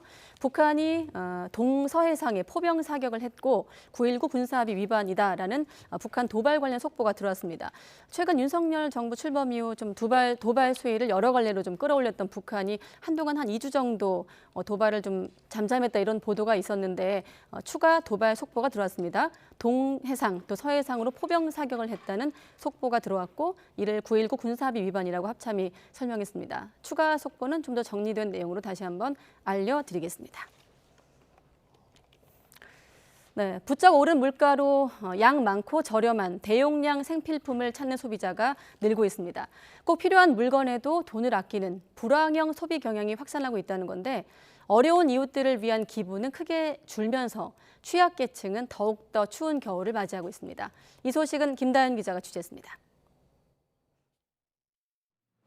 커다란 쇼핑카트에 세 식구가 먹을 저녁거리를 담는 손길이 분주합니다. 이 40대 부부는 고물가 부담에 생필품과 식자재를 대량으로 구매할 수 있는 창고형 매장을 자주 방문합니다. 점심 가격이 8,000원 이하는 거의 없더라고요. 그래서 여기서 사서 아무래도 집에서 먹으려고 많이 노력하고 있고요. 물가 상승의 영향으로 사치품 소비는 줄이고 생필품조차도 최대한 저렴하게 구매하는 불황형 소비 경향이 두드러지고 있습니다. 실제로 이 창고형 매장에선 샴푸와 화장지 등 생활용품 판매량이 지난해보다 눈에 띄게 늘었습니다. 다른 대형마트에서도 값싸고 오래 보관할 수 있는 냉동 채소류나 1인 가구가 부담 없이 즐길 수 있는 소포장 제품들이 인기를 끌고 있습니다. 고물가 시대에 외식보단 저렴한 집밥을 선호하는 경향이 반영된 겁니다. 많이 샀을 때 그걸 남겨서 버리게 되는 경우가 있을 것 같다 하는 거는 그냥 작은 거를 살 때도 있어요. 이처럼 경기가 꽁꽁 얼어붙다 보니 어려운 이웃들을 돕는 손길은 줄어들고 있습니다. 마을 주민들의 훈훈한 겨울을 책임지는 연탄 창고입니다. 고물가 여파로 후원이 줄면서 이렇게 창고가 텅 빈 날이 늘었습니다. 날이 추운 이맘때면 그래도 연탄 20만 장은 들어왔는데 올해는 아직 8만 장밖에 채워지지 않았습니다. 그러니까 조금만 기다려달라 그렇게 말씀하시는 거 보니까 좀 후원자들도 생활에 매우 좀 어렵겠구나. 그래서 또 연탄 후원에 미치는 영향도 큰 것 같습니다. 어르신들은 갑자기 추워진 날씨에 연탄이 없어 막막하다며 후원단체에 편지를 보내기도 합니다. 올해 이제는 어디서 빌려 뛸 데가 없어. 정말로 안 주면은 여기서 비싸도 얻어서 샀대야지. 겨울에는 추워서 그냥 못 살지.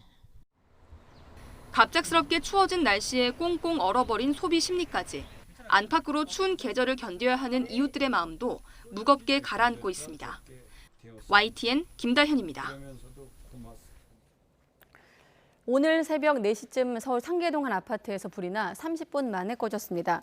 7층에 혼자 살던 70대 남성이 숨졌고 주민 100여 명이 대피했는데 소방은 정확한 화재 원인을 조사하고 있습니다. 오늘 아침 7시 20분쯤 서울 행당동의 조개구이 음식점에서 불이 나 40분 만에 꺼졌습니다. 다친 사람은 없었지만 식당 밖에 있던 수조가 불에 탔습니다. 대구시 달성군의 식품업체 비락 공장에서 60살 하청 노동자가 기계에 몸이 끼어 숨지는 일이 발생했습니다. 숨진 A씨는 사고 당시 우유 박스를 세척실로 옮기다가 리프트 설비에 몸이 끼인 것으로 알려졌습니다. 해당 공장은 중대재해처벌법 적용 대상으로 경찰과 노동당국은 공장 작업을 중지시키고 사고 경위를 조사하고 있습니다. 9개월 된 아들에게 식사도 제대로 주지 않고 방치해 심정지에 이르게 한 혐의를 받는 30대 친모가 구속 상태로 재판에 넘겨졌습니다. A씨는 아이에게 분유나 이유식도 제대로 먹이지 않았고 숨도 제대로 못 쉬는 아이를 4시간이나 내버려 두어 뇌 손상을 입게 한 것으로 조사됐습니다. 네, 국내 경제의 버팀목인 수출이 2달 연속 마이너스를 기록한 데 이어서 일단 금리 인상과 화물연대 총파업으로 내수와 투자마저 악화할 거란 우려가 커지고 있습니다. 올 4분기 역성장 우려가 나오는 데다 정부가 내년 성장률을 1%대로 하향 조정할 것을 검토하고 있습니다. 조태현 기자가 보도합니다. 지난 3분기 국내 총생산 GDP는 직전 분기보다 0.3% 성장했습니다. 수출보다 수입이 빠르게 늘어나는 와중에도 소비와 투자가 경제를 떠받친 덕분이었습니다. 하지만 앞날은 어둡습니다. 무엇보다 세계적인 경기 둔화 속에 수출이 연일 뒷걸음질 치고 있다는 점이 가장 큰 걸림돌입니다. 지난달 수출액은 1년 전보다 14%나 줄었습니다. 2달 연속 감소세가 이어진 겁니다. 수출 감소세가 이어지고 있습니다. 그래서 금년에도 상당 폭의 무역 적자가 아마 기록이 되지 않을까 이렇게 생각을 합니다. 소비와 투자 역시 앞으로는 쪼그라들 가능성이 큽니다. 기준금리 인상은 금융 비용을 높여 소비와 투자에 부정적인 영향을 미치는데 올해 들어서만 무려 2.25%포인트나 급등했기 때문입니다. 지난 10월 발생한 이태원 참사 역시 소비에 타격을 줄 수 있습니다. 반도체 경기 둔화 얘기도 나오고 있고 또 자본 및 조달 비용 상승 얘기도 나와가지고 증가세 지속 여부를 지금 현 시점에서 판단하기에는 조금 이르지 않나 이렇게 생각하고 있습니다. 화물연대의 집단 운송 거부도 변수입니다.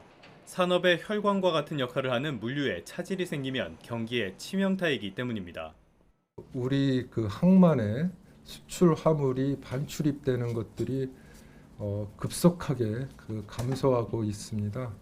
이는 우리 기업의 수출 활동이 정상적으로 진행되지 못하고 있다는 의미이고요. 각종 악재가 겹치면서 4분기 국내 경제는 2020년 2분기 이후 처음으로 역성장할 것이란 우려가 나옵니다. 세계 경제는 내년에 더욱 악화할 것으로 보이는데 경제협력개발기구 OECD와 한국은행에 이어 정부 역시 내년도 성장률 전망치를 1%대로 낮춰 제시하는 방안을 유력하게 검토하고 있습니다. YTN 조태현입니다. 네, 복권 로또가 2002년 첫 발행 뒤 20주년을 맞았습니다. 기획재정부 복권위원회 자료를 보면 2002년 12월 7일 1회차 추첨으로 올해 11월 26일 1043회 추첨까지 로또 1등에 당첨된 사람은 모두 7,803명입니다. 한 사람당 당첨금이 가장 컸던 회차는 1등이 한 명만 나온 2003년 19회차로 당첨금은 407억 2,300만 원이었습니다. 삼성전자에서 오너 일가가 아닌 첫 여성 사장이 나왔습니다. 삼성전자는 2023년 정기 사장단 인사에서 이영희 DX부문 글로벌 마케팅 센터장을 글로벌 마케팅 실장 사장으로 승진시켰습니다. 이영희 부사장은 로레알 출신으로 지난 2007년 삼성전자 입사 이후 스마트폰 갤럭시 시리즈의 마케팅을 담당해왔습니다. 안정세를 유지하고 있는 국제 기름값을 자극하는 요인들이 불거지고 있습니다.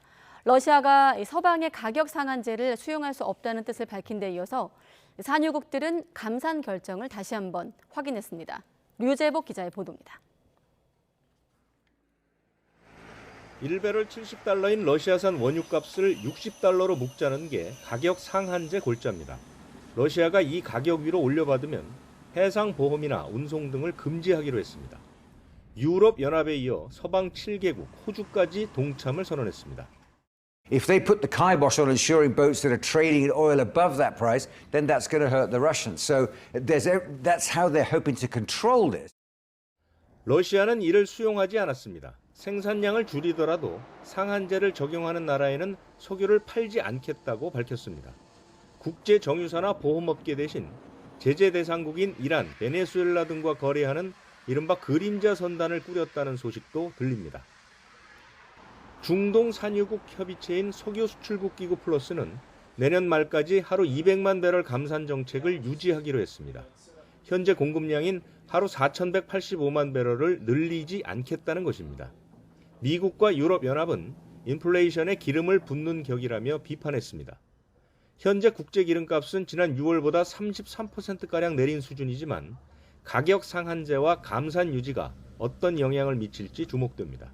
YTN 유재복입니다. 노동당 중앙위원회 전원회의 개최를 앞둔 북한이 주어진 과업을 완벽히 수행하라며 당 간부들을 다그쳤습니다. 노동당 기관지 노동신문은 사설에서 과업 수행에서 순간의 안일과 해이, 사소한 자만과 방심도 절대로 허용해서는 안 된다고 강조했습니다. 이어 소심성과 보신주의, 책임 회피와 무능력, 요령과 자만에 빠져 현상 유지만 하는 눈치 노름에 종지부를 찍어야 한다고 덧붙였습니다. 중국 금융시장이 내일 오전 고 장쩌민 전 국가주석의 추도대회가 열리는 3분 동안 일시 정지됩니다. 이때 중국 전 국민을 3분간 묵념하고 의무적으로 추도대회를 시청해야 하며 하루 동안 공공 오락 활동도 금지됩니다. 국산 전기차 차별 논란을 일으킨 미국의 인플레이션 감축법 문제 해결을 위해 정부와 국회의 공조가 본격화하고 있습니다. 합동대표단은 최근 법안에 결함이 있다는 바이든 대통령 발언을 기초로 해법을 찾을 방침인데 보완책이 어느 수준까지 가능할지 예단은 어렵다며 신중한 입장입니다. 워싱턴 권준기 특파원의 보도입니다.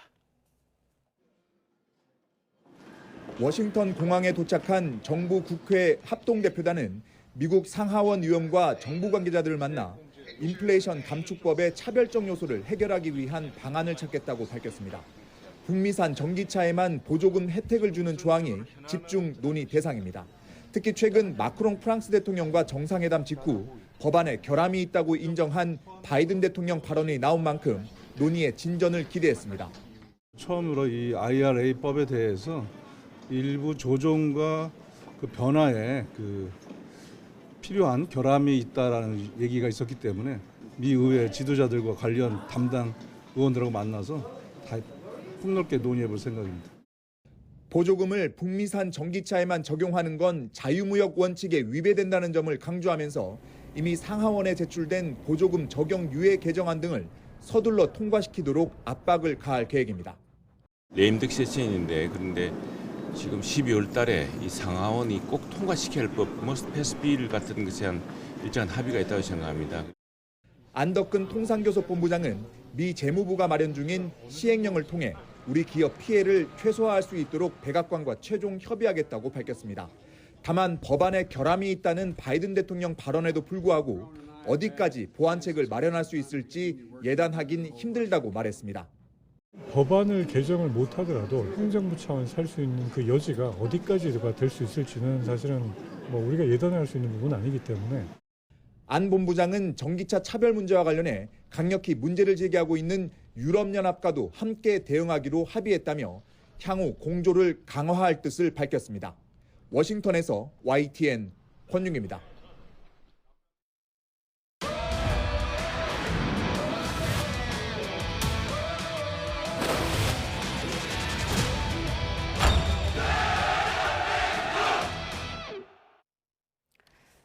네, 12년 만에 16강 쾌거를 일궈낸 축구대표팀, 내일 새벽 최강 브라질과 만납니다. 아까 김병지 부회장도 강조했듯이 체력이 가장 큰 변수로 꼽히고 있습니다. 카타르 현지 연결의 자세한 소식 알아보겠습니다. 허재원 기자. 네, 카타르 도하입니다. 네, 이제 경기 시작까지 11시간도 안 남았는데 우리 선수들 몸 상태 어떻습니까? 네, 어제 이 시간에 진행된 공식 훈련이 언론에 공개된 마지막 훈련이었는데요. 우리 선수들 16강 진출의 기쁨은 잠시 접어두고 이제 다시 브라질전을 차분하게 준비하는 모습이었습니다. 어제 훈련장에는 우리 선수 전원이 참석했습니다. 간단하게 스트레칭을 한 뒤에 종아리 부상 중인 김민재 선수만 가볍게 자전거를 타면서 재활에 집중했습니다. 포르투갈전 결승골을 넣으며 16강 진출을 이끈 황희찬 선수는 모든 훈련을 소화하면서 정상 컨디션을 거의 되찾은 모습이었습니다. 예선 3경기에서 마스크를 쓰고 모두 풀타임을 뛴 주장 손흥민 선수 많이 힘들 텐데요. 그럼에도 역시 변함없이 밝은 표정으로 훈련에 임했습니다. 포르투갈전을 마치고 사흘 만에 16강전을 치러야 하기 때문에 체력이 가장 큰 변수가 될 것으로 보입니다. 네, 다들 표정도 좋고 몸도 가벼워 보입니다. 자, 그리고 허 기자가 어제 브라질 훈련장도 다녀온 것으로 알고 있는데 네이마르 선수 16강전에 출전할 것으로 예상되고 있죠? 네, 피파 랭킹 1위 세계 최강 브라질답게 어제 브라질 훈련장에는 전 세계에서 온 수많은 취재진이 모였습니다. 역시 발목 부상으로 예선 2, 3차전을 못 뛴 네이마르 선수 상태에 모든 관심이 집중됐는데요. 네이마르 선수는 브라질 선수단 중 가장 마지막으로 훈련장의 모습을 드러냈습니다. 브라질 특유의 흥겨운 분위기 속에 동료들과 장난을 주고받으면서 가볍게 몸을 풀었습니다. 어제 공식 기자회견에서 브라질의 치치 감독이 훈련을 지켜보고 네이마르 선수 출전 여부를 결정하겠다고 했는데요. 훈련하는 모습을 봐서는 네이마르의 출전은 거의 확실해 보입니다. 감기 기운이 있다는 언론 보도가 있었는데 감기 증상은 심하지 않다는 게 브라질 측의 설명입니다. 브라질은 제주스와 텔레스 등 주축 멤버가 부상으로 전력에서 이탈했지만 여전히 화려한 라인업을 자랑합니다. 특히 네이마르를 필두로 히샬리송과 비니시우스, 하피냐가 나서는 공격진의 위력은 세계 최강입니다. 선수단 전체의 몸값을 비교해보면 브라질이 우리나라보다 7배 정도 많다고 합니다. 하지만 우리 선수들 지금까지 보여줬듯이 불가능은 없다는 각오로 멋진 경기를 펼쳐주길 기대해보겠습니다. 지금까지 카타르 도하에서 YTN 허재원입니다. 그리고 두 사람, 내일 16강전은 슈퍼스타 손흥민과 네이마르의 동갑내기 대결이기도 합니다. 각 팀의 기둥인 두 선수 중 누가 웃게 될까요? 보도에 서봉국 기자입니다. 나란히 세 번째 월드컵에 출전한 손흥민, 네이마르는 1992년생 30살 동갑내기입니다. 손흥민이 23골로 EPL 득점왕에 오른 지난 시즌, 파리 생제르맹에서 뛰는 네이마르는 22골을 기록했습니다. 프로리그에서는 만나지 못했지만 앞선 두 번의 A매치 맞대결은 네이마르가 이겼습니다.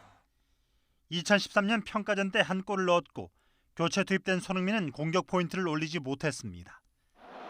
지난 6월에는 네이마르가 페널티킥으로 2골을 넣어 평가전 대승을 이끌었습니다.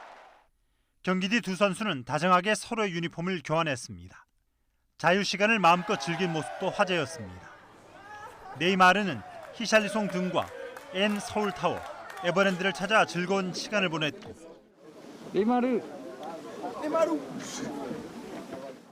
친근한 팬 서비스에 훌륭한 경기력까지 보여주며 한국 팬들의 사랑을 받고 떠났습니다. 극적인 어시스트로 상승세를 탄 손흥민이 한국 축구 새 역사를 쓸 수 있을지, 부상에서 돌아온 네이마르와의 정면 승부가 눈앞으로 다가왔습니다. YTN 서봉국입니다. 네, 브라질전을 이긴다면 다음 상대가 일본이 될 수도 있는데요. 이 월드컵 사상 첫 8강 진출을 노리고 있는 일본 역시 운명을 가릴 결전을 앞두고 있습니다. 독일과 스페인을 잇따라 이긴 뒤여서 승리에 대한 국민적 기대감은 한층 커진 상황인데요. 도쿄에서 이경아 특파원이 보도합니다. 지난 2일 스페인을 잡고 조 1위로 16강에 진출한 일본. 그 기세를 몰아 크로아티아를 꺾고 사상 첫 8강 진출을 노리고 있습니다. 다만 전력 핵심인 미드필더 쿠보 다케우사 선수는 몸 상태가 좋지 않아 결장할 가능성이 높다고 일본 언론들은 보고 있습니다. 치열했던 조 예선을 거치면서 체력 소모가 심했지만 선수들은 후회 없는 경기를 다짐했습니다. 僕たちは優勝に向かって、とにかく次の試合に、全力をぶつけたいなと思います。クロアチアを破ってみんなで新しい景色を見たいなと思います。そしてまた大きな声でブラボーと叫びたいなと。 카타르 현지에는 일본인 응원단이 속속 모여들고 있습니다. 세계적인 강팀을 상대로 예상 못한 승리를 일궈낸 만큼 응원 열기도 뜨겁습니다. ドイツとかスペインに勝てると正直思ってなかったんで、すごい来れて良かったなっていう気持ちでいます。堂安選手です。また決めてほしいとかいろいろあって、堂安選手かなと思います。 한국과 일본이 각각 이번 경기에서 승리하면 8강에서 맞붙게 됩니다. 일본 정부 부대변인인 기하라 세이지 관방부 장관은 4강을 놓고 싸우는 한일전을 보고 싶다며 기대감을 드러냈습니다. 진화하는 아시아 축구의 면모를 유감없이 보여주고 있는 한국과 일본. 8강 한일전이 현실화될 것인지 세계의 시선이 집중되고 있습니다. 도쿄에서 YTN 이경아입니다. 우리 시각으로 내일 새벽 4시 대한민국과 브라질의 16강전이 치러집니다. 현재 카타르 도하는 한여름 날씨지만 경기가 시작되는 밤 10시 이후에는 비교적 선선한 바람이 불겠고요. 기온은 25도 선으로 심한 더위 없겠습니다. 반면 서울 기온은 영하 3도 선에 머물 것으로 보이니까요. 거리 응원을 계획하셨다면 따뜻한 옷차림 해주셔야겠습니다. 또 내일 새벽부터 오전 사이 서울 등 서쪽 지방을 중심으로는 1에서 5cm의 눈이 내리거나 비가 조금 내리겠는데요. 도로 미끄럼 사고에도 주의하셔야겠습니다. 내일 아침 기온은 예년보다 1도에서 3도가량이 낮겠습니다. 내일 서울의 아침 기온은 영하 3도, 대전은 영하 4도, 부산은 영상 1도를 보이겠고요. 낮 기온은 대부분 영상권을 보이겠습니다. 내일 서울의 한낮 기온은 5도, 대구는 8도, 광주는 9도, 부산은 10도로 예상되고 있습니다. 수요일부터는 예년 기온을 웃돌며 큰 추위 없겠습니다. 지금까지 날씨 정보였습니다. 네, 공은 둥글다가 다시 한번 증명되길 바라며 가장 빠른 종합 뉴스 뉴스큐 마치겠습니다. 이어서 이브닝 뉴스가 방송됩니다. 시청해주신 여러분 고맙습니다.